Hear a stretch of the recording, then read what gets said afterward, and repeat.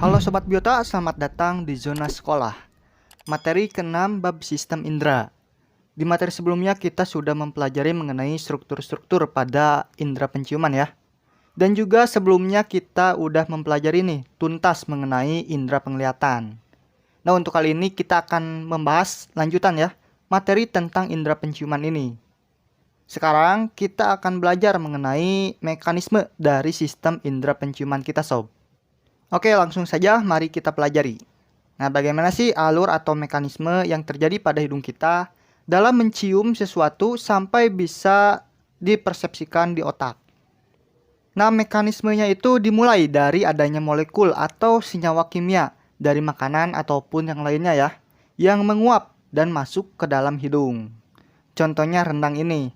Rendang ini terbuat dari beberapa bahan, yang dimana bahan-bahannya itu juga memiliki senyawa kimia atau bau masing-masing.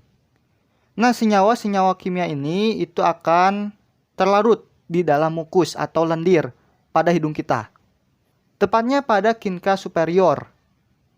Nah, kemudian molekul atau senyawa kimia yang terlarut di dalam mukus atau lendir itu akan diterima oleh reseptor yang terdapat pada epitel olfaktori, tepatnya pada membran silianya.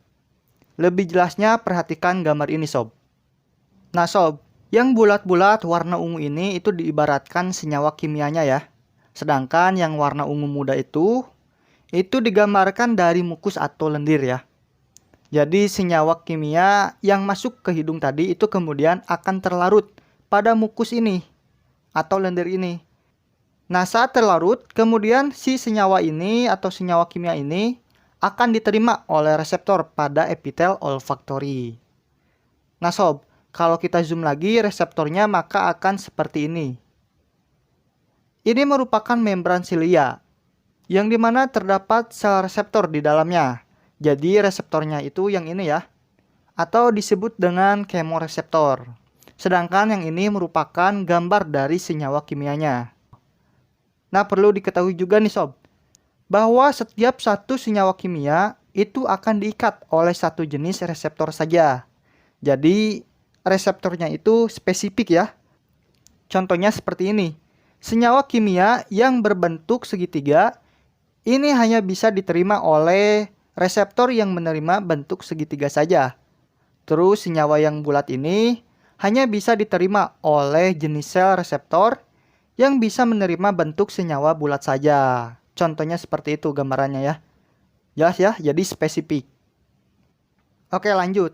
Nah, kemudian setelah sel kimia ini diikat oleh reseptor yang terdapat pada membran silia tadi, ini selanjutnya akan mengakibatkan terbentuknya kanal ion yang menyebabkan terjadinya depolarisasi atau terbentuklah yang namanya impuls. Nah, kemudian impuls ini akan dibawa ke akson terminal, lalu terbentuk neurotransmitter yang akan diteruskan ke bagian glomerulus pada tubulus olfaktori. Berikutnya impuls diterima oleh saraf olfaktori, kemudian akan diteruskan via traktus olfaktori yang memiliki beberapa cabang penerusan impuls, dan akhirnya akan dipersepsikan ke korteks olfaktori. Nah, disinilah barulah impuls akan dipersepsikan sebagai bau atau aroma. Contohnya tadi kan beragam senyawa-senyawa kimia dari bahan-bahan pembentuk rendang tadi itu akan dipersepsikan di sini sebagai satu jenis bau, yaitu bau rendang. Jadi bau rendang itu berasal dari berbagai jenis bau ya. Misalkan dari bau santan, daging, kemiri, dan sebagainya. Itu disatukan menjadi bau rendang. Oke, paham ya? Nah sob, selain dipersepsikan di korteks olfaktori, ada yang spesial nih dari sistem indera penciuman ini. Ini karena indera penciuman ternyata impulsnya itu dipersepsikan juga di sistem limbik, tepatnya di amigdala dan juga hipokampus. Jadi selain di korteks olfaktori, impuls akan dipersepsikan juga nih di sini. Nah, hal ini akan terikat dengan emosi pada amigdala dan ingatan pada hipokampus. Nah, maksudnya gimana nih? Oke, kita bahas satu persatu ya. Kita bahas yang amigdala terlebih dahulu, yaitu yang terkait dengan emosi. Nah, jadi saat kita menghirup sesuatu, ini akan mempengaruhi amigdala kita atau bagian emosi kita. Jadi dengan menghirup bau-bauan tertentu, itu akan memberikan emosi positif ataupun emosi negatif ya. Misalkan contohnya nih, saat kita mencium bau masakan kesukaan, maka amigdala kita itu akan menimbulkan emosi positif pada kita, yaitu perasaan yang menyenangkan.